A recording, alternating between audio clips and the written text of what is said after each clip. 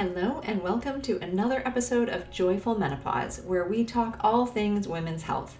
Today we're diving into a topic that often doesn't get the attention it deserves: bone and muscle health during perimenopause and menopause. Bone health doesn't seem super exciting, and it certainly isn't one of the symptoms that I have women coming to me often to help resolve. But I'm sharing this topic today because I believe that every woman deserves to feel strong, vibrant, and resilient as she moves through menopause and beyond. And bone and muscle health plays an important role in that. By understanding your body and making informed choices now, you can maintain your independence, prevent injury, and feel your best for decades to come. So let's get started. Menopause doesn't have to feel like you are living in someone else's body. Your host, Linda Enright, has spent the last 25 years helping women to thrive in midlife. Here you'll find science-based practical advice that you can start using today to get real results for your health. Welcome to Joyful Menopause. Osteoporosis is silent. You likely wouldn't know you have it until you break a bone, or if you're over 65, you maybe had a bone scan. But waiting until 65 for that scan is like waiting for your car to break down before ever checking the oil.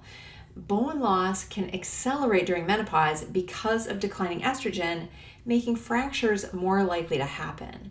I know this firsthand. A few years ago, I broke my wrist, and I've had several clients in their early 50s experience similar fractures. The recovery is more than just inconvenient. It can impact your mobility, causing lasting pain and affecting your independence. But here's the good news. You don't have to wait and just hope for the best. There are actionable steps you can take to strengthen your bones. So what are these steps and how can we make them part of your routine? So we're going to get into that in a little bit. But first, I want to have you understand a little bit about your risk.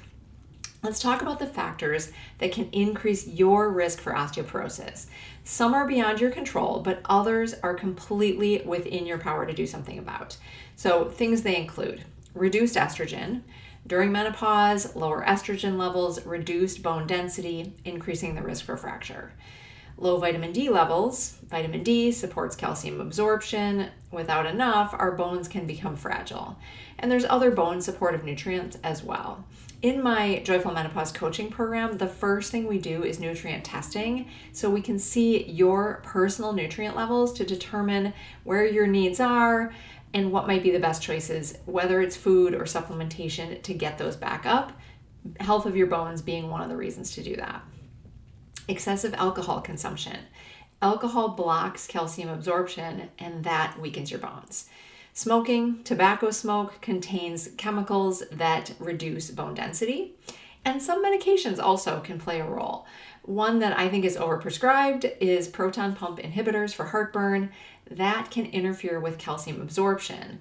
Steroids also can reduce calcium absorption. So those are just a couple examples. But again, something that I always work with my clients on is looking at their medications, seeing what nutrient interactions might be happening, and what can they do to support their best health.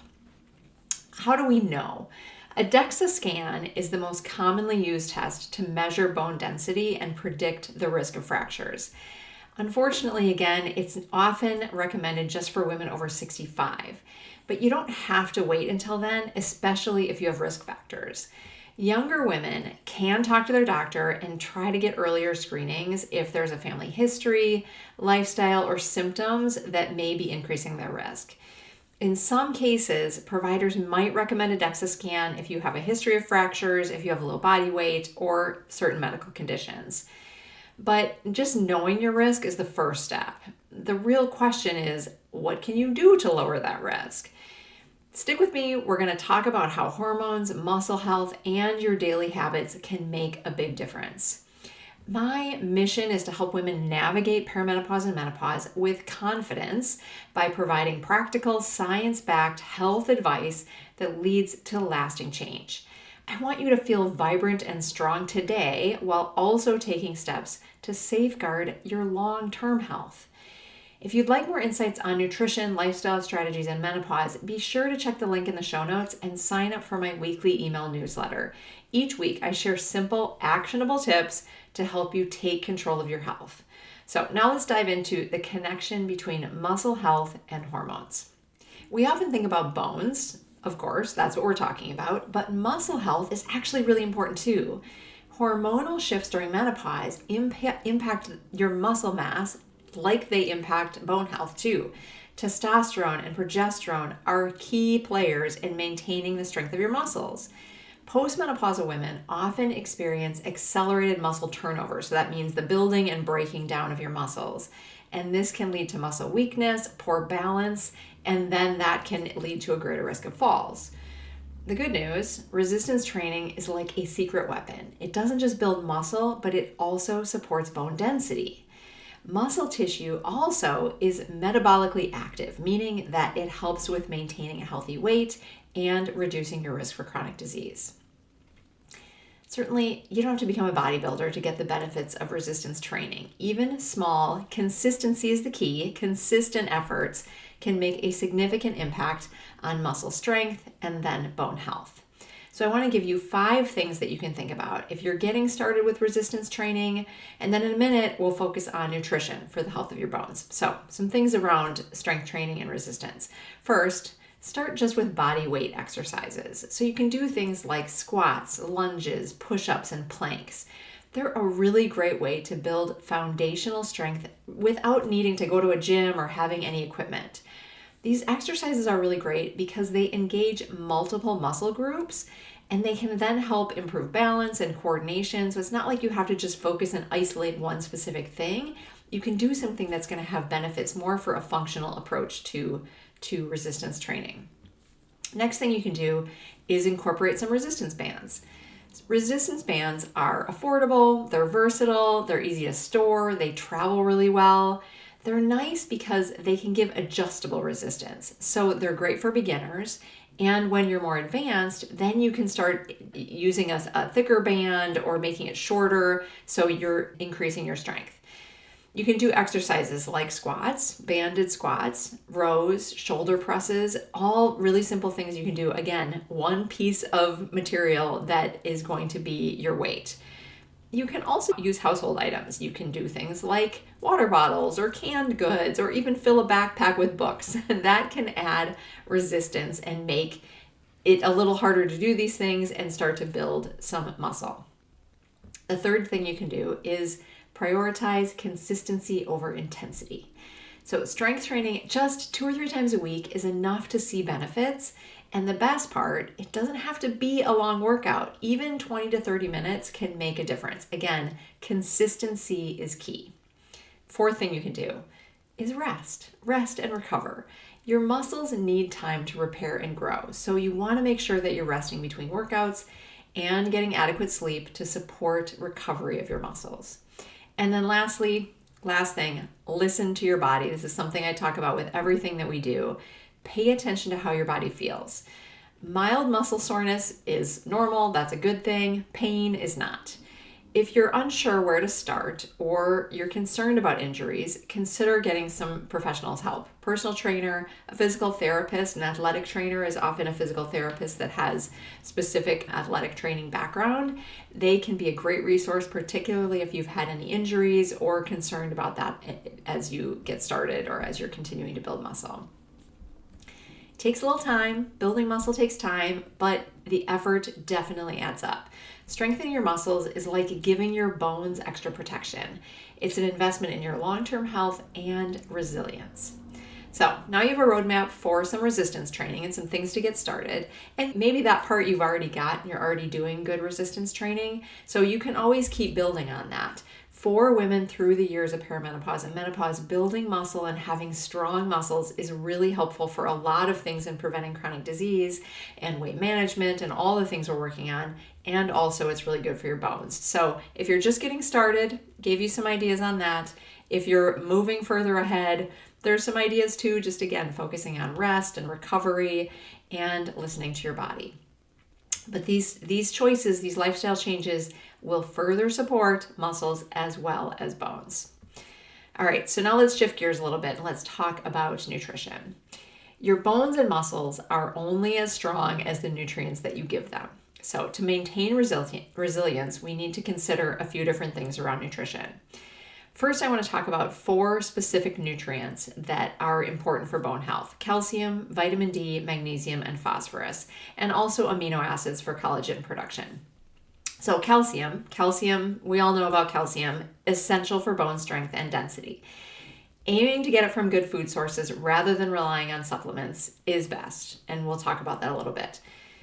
Vitamin D helps your body absorb calcium effectively. Sunlight is our natural source of vitamin D, but food is also important to provide a boost, and supplements can be helpful too. I do find that women tend to be low in vitamin D. It's very common for us to be low in vitamin D, and sometimes supplementation is really helpful. It can be difficult to get enough in diet, but we can focus on diet too. Magnesium supports bone formation. It helps regulate calcium levels in the body, so that's important. Phosphorus, another key mineral in the structure of your bones. It works with calcium to maintain the strength. And then amino acids I talked about. Amino acids are the smaller components of our proteins. And amino acids in protein-rich foods have collagen, which supports bone structure and flexibility. So your body needs a variety of amino acids to produce this collagen. So I want to give you some specific foods to include. And I'm going to put these in the comments below also, because I'm just listing a bunch of foods for you, and you don't have to write them all down, but you'll see them in the comments. So dairy, of course, is what we think of most when we think about some of these nutrients. Things like plain yogurt, kefir, cottage cheese, and milk. Leafy greens are great powerhouses in this world as well. Things like kale, collard greens, bok choy, spinach, and Swiss chard. Fatty fish is great. Salmon, tuna, sardines, and mackerel. Eggs, particularly the yolks, are really good sources of vitamin D. Nuts and seeds, almonds, sunflower seeds, pumpkin seeds, sesame, and even chia seeds. And then there's a lot of fortified foods too. So milk alternatives can be fortified with some of these nutrients. Some orange juice is fortified with calcium, and a lot of cereals are fortified too with some of these nutrients. And then legumes and whole grains, black beans, lentils, chickpeas, quinoa, brown rice, and farro. And any of the protein-rich foods, chicken, turkey, beef, and also plant sources like tofu and edamame and bone broth can be a great source. Some of the nutrients that were important for bone health that I talked about overlap in a lot of these foods.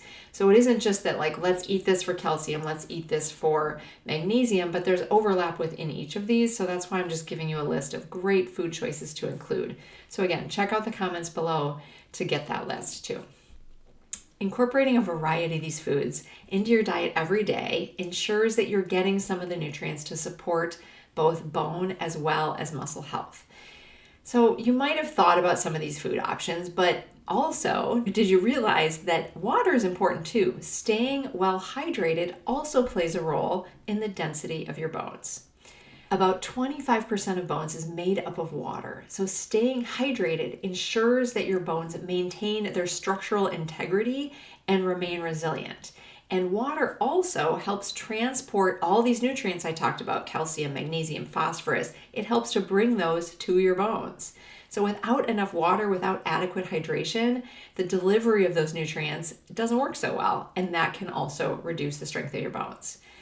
Water also is needed for making collagen, which is that key protein in bones that provides the flexibility and reduces risk for fractures. Water also supports the health of your joints. Joints are where your bones connect, which allows for movement and flexibility throughout your whole skeletal system. The fluid that's around your joints is sort of a shock absorber, and this can reduce stiffness and pain. Water does so many things. Water also helps to flush out toxins, which I've talked about in other podcasts in detoxification, important for many different aspects of menopausal health. But for bone health, the buildup of harmful substances, those toxins, could contribute to bone loss and also damage your joints.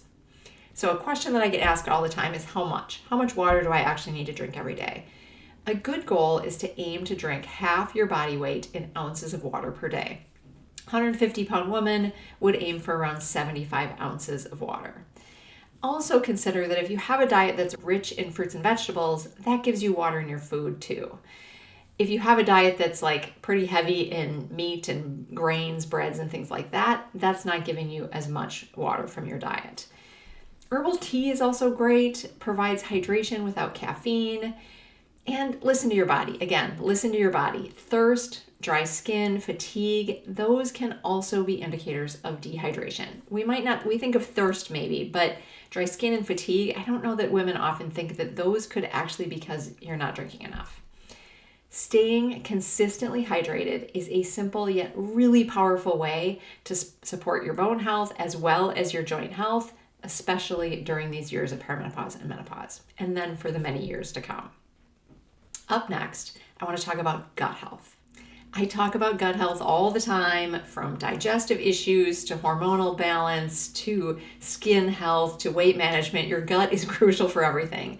I bet you didn't think too much about how it might actually play a role in bone health, because it directly impacts how well your body absorbs all these nutrients. Again, calcium, magnesium, vitamin D, and phosphorus. All the nutrients we've already talked about.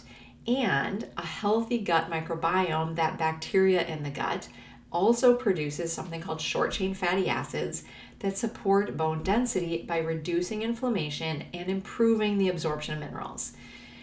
In addition, poor gut health, not having a very healthy gut, often caused by imbalances in gut bacteria or conditions like leaky gut, can interfere with nutrient uptake and contribute to bone loss over time. So again, we're not getting all those nutrients. You might be eating great, but if your gut isn't super healthy, you're not absorbing those nutrients well, and then they're not getting into your bones. So prioritizing things like fiber-rich foods, lots of fruits and vegetables, whole grains, fermented foods like yogurt or kefir or kimchi, and probiotics can support both your digestive health and your bone health. Remember, the choices you make today can set the foundation for your future strength, for vitality as you get older. That might be something, again, we think about that as like a long ways away, but as we start to get even into our 40s and our 50s and certainly beyond, our bones are going to start to get depleted, and it's something that we want to start as early as possible to take care of, because in the future, we're going to regret it. We're going to regret if we didn't do these things to build strong bones now, because later in life, we're going to want to prevent falls and injuries from happening. What if you're already experiencing bone loss or muscle weakness? There are some other options to consider. Let's cover those next. For some women, lifestyle changes might not be enough to maintain optimal bone and muscle health. So hormone replacement therapy, or HRT, can be beneficial in restoring hormone balance, but important to have a good conversation with your healthcare provider to really figure out what's right for you, to figure out the right balance for you. We know so much more now, and practitioners are continuing to learn, and we have a lot more research around HRT and the significant benefits that it can have. There are risks with anything, but there are a lot of benefits too. So if you're curious about that and thinking that might be something that is a good next step for you, then talk to your practitioner.